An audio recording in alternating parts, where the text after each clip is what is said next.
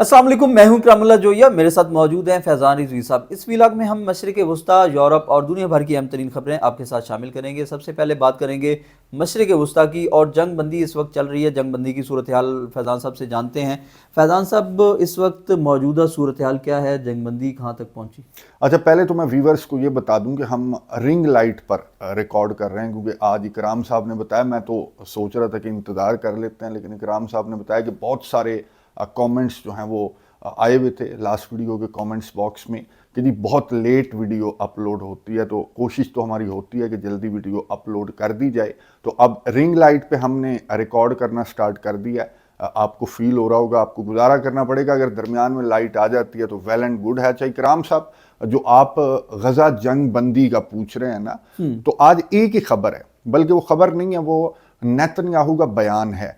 और ये 3 जुमलों के अंदर नेतन्याहू ने, इकराम साहब, वो जो 20 नुकाती जंग बंदी मंसूबा लिए फिर रहे हैं ना, ये जो 20 कंट्रीज यहाँ पर बैठे हुए थे, जो गजा बोर्ड ऑफ पीस की जो तकरीब हो रही थी, डोनाल्ड ट्रंप समेत, अमेरिका समेत तो 20 थे ना, वैसे 19 थे, इधर अमेरिका को मिला लें तो 20 थे। तो नेतन्याहू ने ये जो 20 नुकाती जंग बंदी मंसूबा है ना सर, ये इन 20 कंट्रीज के मुंह पर दे मारा है। या यूं कह लें कि इस 20 नुकाती जंग बंदी मंसूबे के नेतन्याहू ने 20 टुकड़े कर दिए, ये कहकर ये खिताब कर रहा था। अब ये इसकी अपनी लैंग्वेज में था, हिब्रू में था।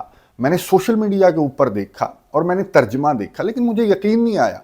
मैंने कहा नहीं, सोशल मीडिया के ऊपर तो इस तरह के अपनी तरफ से जो है ना, वो तो हिब्रू बोल रहा है, तो ये ऊपर तर्जमा पता नहीं दुरुस्त है कि नहीं दुरुस्त है। तो मैंने इसका अंग्रेजी तर्जमे के साथ, वो जो ऑटो आज तो कल तो आ गया ना एआई का, तो उससे मैंने इसकी पूरी ये जो खिताब कर रहा था ना कैमरे के ऊपर, तो मैंने वो सुना और इसने ये बातें की हैं जो मुझे यकीन नहीं आ रहा था कि ये कैसे कर सकता है यार, इतना बदमाश कोई कैसे हो सकता है कि नेतन्याहू जिस तरह की बातें कर रहा है। मैं आपको बता दूं इसने कहा क्या।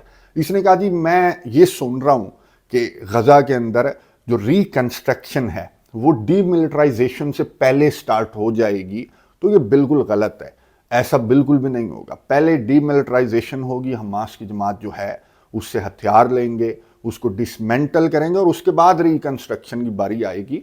तो इसने इन खबरों को मुस्तरद किया कि रिकंस्ट्रक्शन और डीमिलिटराइजेशन ये एक साथ स्टार्ट नहीं होगी। हालांकि इस जंग बंदी मुआहिदे के अंदर लिखा हुआ है कि जी दूसरा मरहला है डीमिलिटराइजेशन और रिकंस्ट्रक्शन, यानी कि साथ साथ लेकर चल रहा है डोनाल्ड ट्रंप। लेकिन नेतन्याहू ने कहा कि नहीं जी नहीं, ये मजाक नहीं होगा।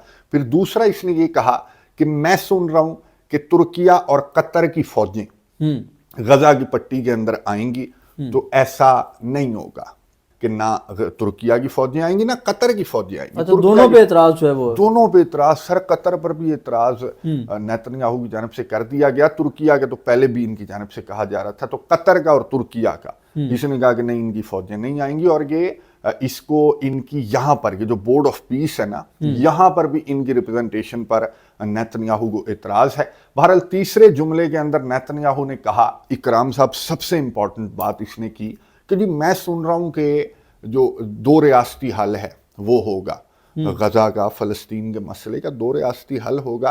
तो ना ये 2 रियासती हल पहले कभी हुआ और ना कभी होगा। अब आप अंदाजा लगाएं कि ये जो यहाँ पर बैठकर तालियां बजा रहे थे, ये और उस पे साइन कर रहे हैं, और साइन कर रहे हैं जी अमन हो रहा है, आपने मिलियंस ऑफ लाइफ्स को बचा लिया। भाई जब 2 रियासती हल ही नहीं, नेतन्याहू ने कह दिया ना कि 2 रियासती हल ना कभी हुआ ना कभी होगा, तो इसने तो चैलेंज कर दिया आपको। और क्या रद्द अमल सामने आ रहा है इनकी जानिब से? कोई रद्द अमल अभी तक, जब हम वीडियो रिकॉर्ड कर रहे हैं तो कोई रद्द अमल सामने नहीं आया। फोने कर रहे होंगे डोनाल्ड ट्रंप को कि देखो जी किस तरह की बातें कर रहा है, बहकी बहकी, आप इसे समझाओ। तो ये हालत है। ये जो जंग बंदी मुआहिदा लिए फिर रहे हैं या जो बोर्ड ऑफ पीस लिए फिर रहे हैं, तो इसके तो टुकड़े कर दिए ना नेतन्याहू ने। अच्छा, आगे नेतन्याहू ने ईरान की बात की है कि जिस तरह की टेंशन चल रही हैं और जिस तरह की वार्निंग्स ईरान की जानिब से सामने आ रही हैं कि अगर अमेरिका ने मेरे ऊपर हमला किया तो मैं इसराइल की बैंड बजा दूंगा।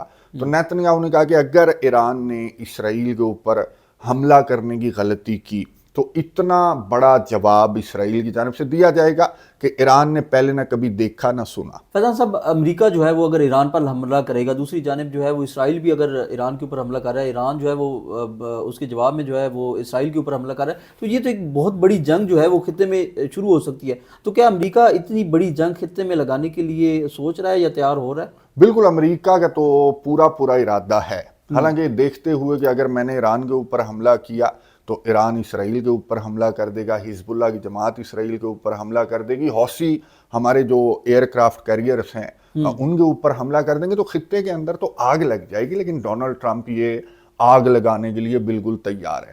اب اس کی جانب سے پہلے تو یہ بیان میں دکھا رہا ہوں ویورز کو، جو ٹروتھ سوشل کے اوپر ڈونلڈ ٹرمپ کی جانب سے بیان سامنے آیا کہ جی ہمارا بہت بڑا جو سٹرائک گروپ ہے وہ بہت تیزی کے ساتھ ایران کی جانب بڑھ رہا ہے۔ ڈونلڈ ٹرمپ نے یہ ٹروتھ سوشل کے اوپر لکھا، میں سکم سکین کر کے بتاؤں گا، لمبی چوڑی اس کی جانب سے دھمکی دی گئی۔ اس نے کہا وہی ہے، ابراہم لنکن اس کو لیڈ کر رہا ہے اور اس کے ساتھ بیٹل شپس ہیں، نیوکلیئر سب مرینس ہیں، اور یہ تیار ہے، یہ جو ہمارا سٹرائک گروپ ہے نا یہ بالکل تیار ہے کسی بھی سینیریو، کسی بھی سچویشن کے لیے۔ اور وینیزویلا کے اندر وہ سچویشن ڈونلڈ ٹرمپ نے لکھا کہ آپ نے دیکھ لی۔ تو ایران کو ڈونلڈ ٹرمپ نے مخاطب کیا کہ مجھے امید ہے کہ اب تم بات چیت کی ٹیبل پر بیٹھ جاؤ گے، فیوریبل قسم کی جو کنڈیشنز ہیں ان کے ساتھ تم بات چیت کی ٹیبل پر بیٹھ جاؤ گے، جو کہ تمام فریقین کے لیے جو وہ کنڈیشنز ہونا وہ تمام فریقین کے لیے ایکسیپٹیبل ہوں۔ اب تمام فریقین سے مراد آپ کو معلوم ہے کہ اسرائیل کے لیے ایکسیپٹیبل ہوں۔ تو اس نے کہا کہ جی مذاکرات کی میز پر بیٹھ جاؤ، ورنہ وہی ہوگا بلکہ اس سے بھی بڑا ہوگا جو پہلے ایران کے ساتھ ہوا۔ ڈونلڈ ٹرمپ نے کہا کہ ہم نے ایران کو بات چیت کی آفر دی تھی لیکن ایران نے جو ہے وہ منظور نہیں کی، تو پھر ہم نے ایران کو جو ہے وہ تباہ و برباد کر دیا۔ تو اس مرتبہ اس سے بھی بڑا حملہ ڈونلڈ ٹرمپ کی جانب سے کہا گیا کہ ایران کے اوپر ہوگا۔ تو وقت کم ہے، ڈونلڈ ٹرمپ نے لکھا کہ ایران کے پاس وقت کم ہے، تو ایران کو نیگوشیشنز کی ٹیبل پر آ جانا چاہیے۔ پھر اسی طرح سے اختتام کیا کہ جی اس میٹر پر آپ کی توجہ کا شکریہ ڈونلڈ جے ٹرمپ۔ تو یہ ٹرمپ جو ہے وہ خطے کے اندر آگ لگانے کے لیے بالکل تیار بیٹھا ہوا ہے۔ فیضان صاحب، اس کے اوپر جو ہے وہ ایران اور خاص طور پر جو مسلم ممالک ہیں ان کا کیا رد عمل ہے؟ اتنی بڑی دھمکی جو ڈونلڈ ٹرمپ کی طرف سے دی گئی ہے۔ اچھا، ایران نے تو یہ جو عباس اراغچی ہیں نا ایران کے فورن منسٹر، ان کی جانب سے بیان سامنے آیا، یہی سوال پوچھا گیا صحافی کی جانب سے جو آپ پوچھ رہے ہیں۔ تو عباس اراغچی نے کہا کہ نہ ہمارا کسی امریکی نمائندے کے ساتھ، سٹیو وٹکاف وغیرہ کے ساتھ نہ ہمارا کوئی رابطہ ہے، نہ امریکہ نے ہمیں کوئی پروپوزل بھجوایا، نہ اس طرح کے کوئی مذاکرات ہو رہے ہیں، بلکہ ایکسرسائزز ہو رہی ہیں۔ سر یہ جو سٹرائک گروپ کھڑا ہوا ہے نا امریکہ کا، اس کے سامنے یوں کہہ لیں کہ ایران کی فوج کھڑی ہوئی ہے۔ بھائی ابنائے ہرمز میں جو ڈرلز ہیں وہ ایران نے اناؤنس کر دی ہیں، ایران کی فوجیں امریکہ کی فوجیں بالکل آمنے سامنے ہیں، کوئی مذاکرات نہیں چل رہے، ڈرلز چل رہی ہیں۔ ہاں کوشش کر رہے ہیں، مصر نے ٹیلی فون کال کی امریکہ کو بھی اور ایران کو بھی، پھر ترکیہ نے ٹیلی فون کال کی ہے امریکہ کو بھی اور ایران کو بھی، اور یہ میڈییٹ کرنے کی کوشش کر رہے ہیں۔ جو مصر، قطر اور ترکیہ وغیرہ، یو اے ای وغیرہ، یہی آپ کو معلوم ہے کہ میڈییٹ کرنے کی کوشش کرتے ہیں، لیکن کن کنڈیشنز پر یہ میڈییٹ کرنے کی اگر کوشش کر بھی رہے ہیں تو کیا آپ یہ سوچ بھی سکتے ہیں کہ ان کی جانب سے امریکہ کو کہا جا رہا ہوگا کہ بھائی اپنے مطالبات تو دیکھ، ان مطالبات پہ کون سی پارٹی آپ کے ساتھ نیگوشیشنز کی ٹیبل پر بیٹھے گی؟ تو یہ جو کوششیں کر رہے ہیں نا، تو یہ جس انداز سے کوششیں کر رہے ہیں تو مجھے تو نہیں لگتا کہ معاملہ بات چیت کی ٹیبل پر آئے گا، بلکہ یہ تو بہت تیزی کے ساتھ یہ معاملہ جو ہے، جس طرح کی سچویشن ہے، میں آپ کو بتا دوں مشرق وسطیٰ کے اندر وہی فضائی حدود بند ہیں جو انٹرنیشنل ایئر لائنز ہیں وہ اوائڈ کر رہی ہیں، جو ایران کا ایئر سپیس ہے، پھر فوجیں آمنے سامنے کھڑی ہوئی ہیں، بہت زیادہ ملٹری ایکٹیویٹی ہے اور وقت کم ہے، ڈونلڈ ٹرمپ کی جانب سے کہہ دیا گیا۔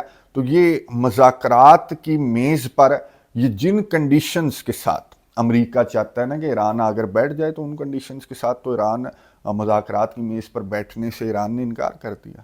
فیضان صاحب، روس اور چین جو ہے وہ اس جنگ میں جو ہے وہ ایران کا ساتھ تو نہیں دے رہے، لیکن کیا مذاکرات میں ساتھ دے رہے ہیں یا مذاکرات کے لیے کچھ کھڑے ہوئے ہیں؟ اچھا، یہ ایک خبر رشیا سے بھی بڑی امپورٹنٹ خبر آج سامنے آئی، جو کہ آپ کو انٹرنیشنل میڈیا کی سرخیوں میں نظر آئے گی۔ میں دکھا رہا ہوں ویورز کو کہ روس کے صدر ولادیمیر پوٹن جو ہیں وہ اس ٹینشن کے وقت میں رشیا کے صدر کی میٹنگ چل رہی ہے، احمد الشرا جو شام کے سربراہ ہیں نا، ان کے ساتھ ملاقات چل رہی ہے، اور پہلے بھی یہ مل چکے ہیں. احمد الشرع کی کوئی پہلا دورہ نہیں ہے ماسکو کا, پہلے بھی آ چکے ہیں اور پہلے بھی ان کی بات چیت ہو چکی ہے. اور یہ بات کر رہے ہیں اکرام صاحب رشیا کے اڈے شام کے اندر ہوا کرتے تھے بشار الاسد کے دور میں.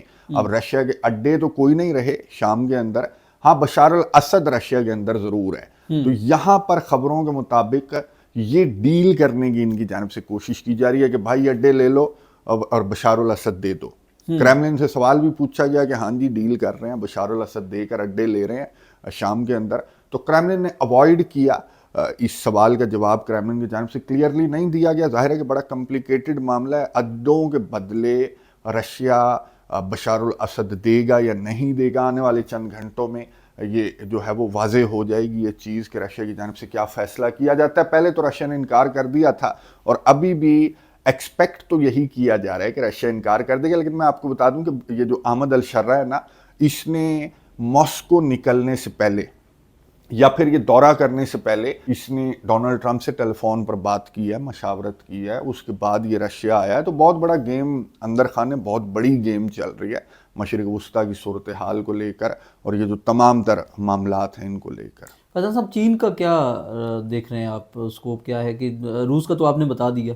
اچھا, چائنا جو ہے نا وہ تجارتی جنگ کے اندر بڑا انوالو ہے. امریکہ کے خلاف چائنا جو ہے وہ ڈیل پہ ڈیل چائنا کی جانب سے کی جا رہی ہے. پہلے تو کینیڈا ہمارے سامنے ہے کہ بہت بڑی ڈیل کر کے چائنا کے ساتھ نکل گیا.